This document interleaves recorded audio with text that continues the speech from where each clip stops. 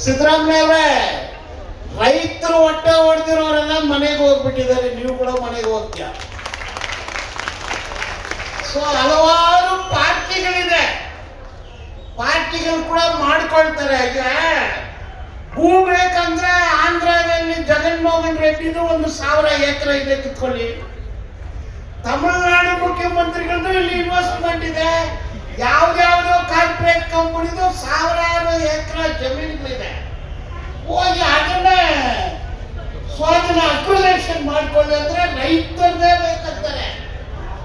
ಈಗ ರೈತರು ಭೂ ಕೊಟ್ಬಿಟ್ಟು ದುಡ್ಡು ತಗೊಂಡ್ರೆ ಅಲ್ಲಿ ಕಾಂಪೌಂಡ್ ಹಾಕಿ ಇವ್ರನ್ನ ಸೆಕ್ಯೂರಿಟಿ ಆಗಿ ನಿಲ್ಸ್ಬಿಡ್ತಾರೆ. ಇವರೆಲ್ಲ ಪಾರ್ಟಿಗಳು ಏನೇನು ಪಾರ್ಟಿ ಅಂದ್ರೆ ಫಾರ್ಮ್ ಹೌಸ್ ಕಟ್ಕೊಂಡು ಪಾರ್ಟಿಗಳು ಮಾಡ್ತಾರೆ.